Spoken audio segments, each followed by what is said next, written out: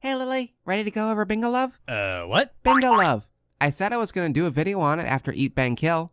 Ready to go over it with me? McKay, I don't collab on your video.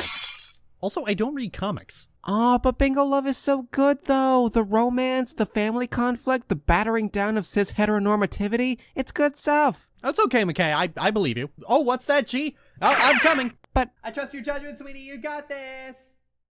aw, now who am I gonna gush about this book with?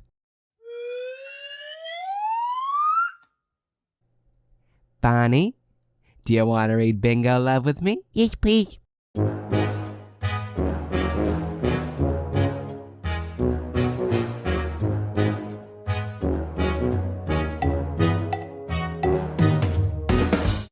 Alright, so as we've discussed on this channel, I fucking adored the Harley Quinn Eat, Bang, Kill tour to death. It's easily my favorite DC story to date and has cemented these two among my favorite sapphic couple in all of fiction. I loved it so much I purchased the physical and the digital copies of each issue, and I pre-ordered that trade as soon as I could. I have a whole ass video explaining why I love it as much as I do, so go watch it if you haven't already. But more to the point, this series was my introduction to the work of the writer T. Franklin, who thankfully has been absolutely blowing up with content lately, as she should. She deserves all the writing gigs and all the money. And we're getting even more Harlivy content from her and more Mari and Elle. Woo!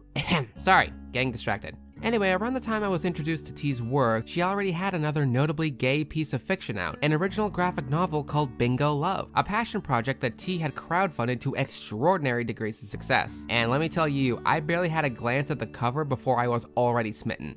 I nabbed that special jackpot edition and adored every single page I read. The characters were so endearing, the romance was absolutely adorable, the conflict was grounded and personal as stories like this should be, and the artwork was a treat for the eyes from start to finish. This is a fantastic love story, and I'm gonna get into why that is in just a minute, but honestly, you should just go read it for yourself. Trust me, you won't regret it. Like, holy shit, where do I even begin? With the beginning. Well, that's a good idea, Bonnie, but Bingo Love is one of those stories within a story that begins with the end. After a brief setup where we see an old woman comforting a freshly disowned gay girl, we are introduced to the hero of our story, Hazel, as she recounts her tale about the love of her life. One fine Sunday afternoon, her and her grandmother are out at bingo before Hazel lays eyes on the most beautiful girl she has ever seen. As adorable as this start is, I cannot help but feel a little angry because my mother used to take me to bingo all the time, and I never met a pretty girl who would go on to be the love of my life. What the fuck, Mom? Why did we never play bingo on the gay side of town? It's like you don't even care. The next day at school, Hazel properly meets this girl named Mary, and the two hit it off right away. It's even during this first meeting that Mary gives Hazel her long-standing nickname, Elle. It's like poetry, right? We see immediately that Elle is smitten with Mary, but she doesn't even realize it herself until later that day when she is given that ever-coveted kiss on the cheek and then decides then and there on the spot that she wants to marry, well, Mary. You would think that the remainder of the story would just be Elle pining dramatically for Mary, saving the confession for the climax of the story, especially considering that this takes place in the 60s. Nope! We get an absolutely adorable montage of them growing up together as friends before we see the two of them kiss and admit their feelings for one another in the very next scene. Whoop whoop! So yeah, these two are literally the cutest thing ever. Something helped along lovingly by the artwork. Without even reading the text, you get a feel for these two's dynamic right off the bat. Mary being more outgoing and wearing her heart on her sleeve. Elle, meanwhile, is more reserved, but has a heart full of passion, and when she falls hard. We see them be sweet with one another, share banter, and be so emotional right out the gate, it's actually kinda wild. But wait, they're already falling in love with each other, but there's still so much book left to go. What's gonna happen now? Well, Bonnie, you gotta remember, these are two women in love. In the 60s. Oh yeah.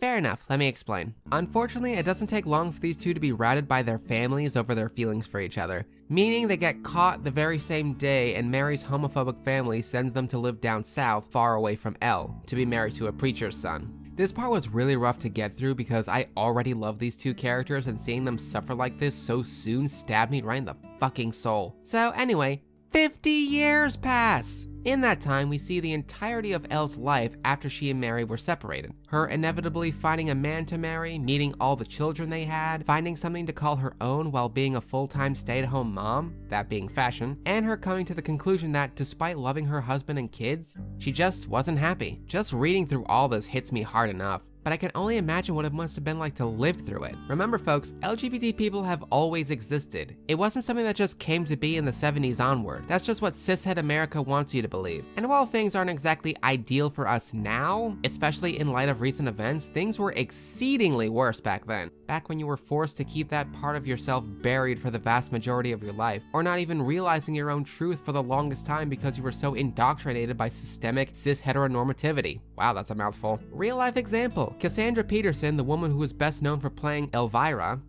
Elvisra? Please welcome Elvira. Elvira didn't even realize she was attracted to women until after her 25-year-long marriage went down the drain and she fell in love with her own personal trainer. And even then, they kept the relationship secret for 19 years because she was afraid of how it would affect her livelihood. 19 years! Can you imagine having to be in a secret relationship with Elvira for 19 years? That is gobsmacking. Gobsmacking, is that, can you say that?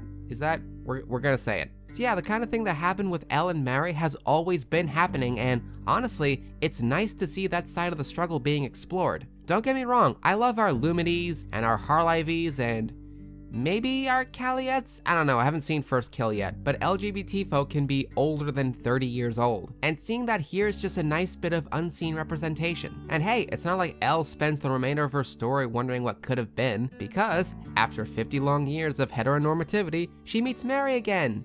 At bingo! Something poetry rhymes. Bingo no longer belongs to the straights, everyone. We're taking it, by right of conquest. Bingo is sapphic. Speaking of, after being absent from each other's lives for 50 years, the first thing Mary and Elle do when they see each other again is make out on the spot. That is like the most sapphic thing I've ever witnessed. Honestly, for those of you thinking that's just kind of too much or too cheesy to be real, this is just what sapphic women do. It hails back to our namesake Sappho, who wrote a poem about hearing a woman's laugh from across a room and was so smitten she passed out on the spot. Hell, around the time I first read Bingo Love, I was also reading an autobiography by Glennon Doyle. Y'all should read that book too, by the way, it's really good. In this book, she describes meeting soccer sensation Abby Wambach at a book fair.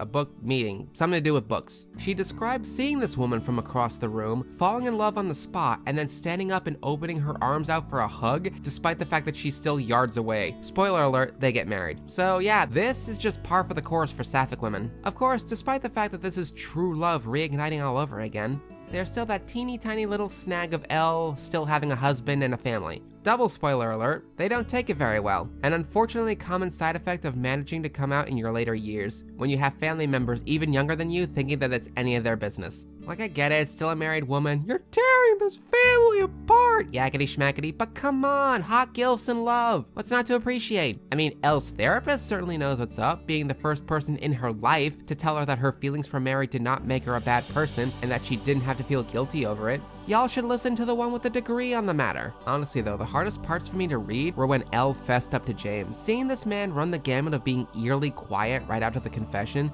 to explosively angry the moment no one else is in the house, to absolutely ice cold the morning after, and then desperate to try to make things work with Elle to keep the family together, just, oh man. I am so glad I managed to figure myself out before I had to have this uncomfortable conversation with a spouse I had kids with. I can't even imagine what Elle must have been feeling through all of this. And it's here that they really start digging into what kept this marriage glued together. Not the family itself, but the idea of family. What kept Elle in her marriage as a stay-at-home mom was the idea of a full, loving, perfect family. And plot twist, it's what kept James from just running off with the man that he's been cheating on her with for 20 years. Shocker! Another unfortunate trapping of heteronormativity that can keep LGBT folk, especially the older ones, trapped in unhappy marriages like this. Not necessarily toxic or abusive, but definitely unhappy. These aren't fun topics to tackle, but they're necessary. And hey, it makes all the scenes of Elle and Mary being utterly adorable together all the sweeter. Like when these two are together, it's almost like the rest of the world just floats away. Actually, you know what? Let's back up a bit. I want to talk about something else that I utterly adore. So in Bingo Love, Elle has a great deal of conflict to work through, either pertaining to or otherwise brought upon by her feelings for Mary, but the point of conflict is never Mary herself. When it comes to these two, none of the problems they face come from the relationship itself. The moment these two meet, they're thick as thieves and the feelings only get stronger. I don't know, maybe it's just to do with the contemporaries that are fresh in my mind right now, but it's hard for me to imagine an explicitly sapphic ship in these past few years where the relationship itself isn't a point of conflict. When it's not enemies to lovers, it's them being initially antagonistic towards one another before learning to work together, or something about their nature meaning that they can't be together. The closest thing to an exception I can think of beyond this story is Lumity. And even then, these two were not on friendly terms when they first met. I mean, yeah, those kind of ships have their place and can even be enjoyable, but lately it's just kind of fatiguing. I can only watch two women curse each other out or even attack each other so many times before I get queasy. It props up this idea that true love is the love you struggle for, and kind of ignores the fact that such a struggle shouldn't be the relationship itself. But with Mary and Elle, there's none of that. There's no bickering disguised as banter, there's no sexualized violence, thank fuck. They don't even have a fight in the main story. The rest of the world is the one giving these two conflict while they themselves are each other's respite. Mary is Elle's soft spot to find happiness and vice versa. It's just so wholesome and healthy, like such love should be. Like, my wife and I didn't fall in love because we wore down one another's defenses by arguing and forced our way into each other's soft gooey centers. Gross. We fell in love because we enjoyed each other's company and we could be vulnerable around each other. That's the kind of stuff we get with Mary and Elle here, and I'm so fucking happy about that. Anyway, what were we talking about? Family stuff. Oh yeah, cis-hetero expectations on the notion of family. Let's get back to it. Yes, at the start, very little of Elle's family takes the news well. Alas, Elle understands that this is her choice to make and not theirs. That she deserves to be able to do this for herself after everything she gave to John and the kids. Post time skip, we see just how deeply Elle loves her kids and her grandkids. They were never a regret for her, and the story never even entertains the idea that they could be. She loved them selflessly and wholeheartedly, even giving up whatever career opportunities she might have had for herself to make sure they all grew up happy and healthy. She deserves to make this decision for herself for a change, and it's like the first time in her life where she gets to make such a choice. All of her children are adults with their own families and lives now. She loses nothing by putting this unhappy marriage to rest and finding a new happiness for herself. Mary isn't a homewrecker by any stretch of the imagination. There's nothing wrong with these two getting together. And far from being monsters about the whole thing, Elle's family inevitably warms up to Mary and their relationship. And of course they did. Look at them. They're precious. Now, there is a chance that the story might get a little flack for being a coming out story, which is a particular subgenre of LGBT stories that has long since been oversaturated and geared towards cis-hetero audiences. Stories like Happiest Season got this criticism among others. The thing is though, I don't see that applying here, at least not beyond the surface level. First of all, Mary and Elle don't really come out in the traditional sense. They discover their feelings for one another moments before they are found out and torn away from each other. And when they reunite decades later, they don't pussyfoot around their feelings for one another just because of their own obligations. They fucking make out with one another right on the spot, in public, and in front of Elle's family. Sure, Elle has to explain herself to John where she's upfront about her sexuality, but that's treated as a single hurdle among many. She talks to Mary about what they want to do, then John about their unhappy marriage, then their kids about their upcoming divorce. Like, coming out is technically involved in the story, but it's only a single piece. What's more is that it keeps the focus on Mary and Elle. We don't see the perspectives of the rest of the family beyond anything Elle is there to witness, because her family are supporting characters. The story isn't about them and how they feel towards Elle finally going for something that makes her happy. It's about Elle finally going after what makes her happy. Then, finally, with their second chance at true love given and received, Elle gets what she wanted for some 50-odd years and marries Mary. Side note, while I tend to have a low opinion about the wedding industry and the kind of financial knots it can twist people in for the sake of what is essentially a single party, if I had the means to throw a pride-themed wedding, complete with rainbow-colored outfits for all the guests like they got here, I'd be lying if I said I wouldn't be tempted. And honestly, getting to finish the story by watching these two proceed to live their lives together to the fullest, from Elle going to school for fashion and bonding with their grandbabies, feels so satisfying.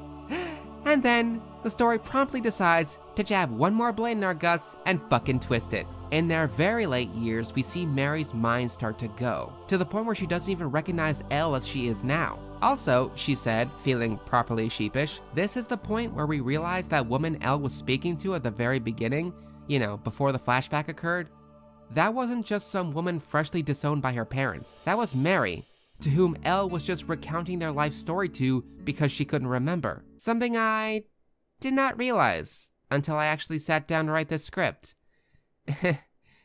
That's me and my ADHD bitch ass for you. Now, the ending itself might come off as a bit controversial for reasons we're about to get to, but I'm going to do my best to argue in its favor. Mary's sickness gradually worsens, and soon she stops eating and drinking. While she's trying to do her best to keep it together, Elle really doesn't think she'll survive Mary's death. She thinks that she'll die along with her from a broken heart. And that happens. In a flash of white, we see the two of them in heaven together, getting to spend all eternity with one another. The main characters die, but it's still a happy ending. If one were to look at this ending the wrong way, or just flat out not pay attention, they'd argue that this ending is toxic for saying that Elle couldn't live without Mary, and possibly even push a suicide idealization to be with your lost love. Of course, those people would oust themselves as complete analytical hacks for doing so, because it completely bypasses the fact that these two women are old. Very old. Like, maybe Elle did in fact die from a broken heart like she claimed within her own mind? Maybe she just died like, normally, from just being an old lady.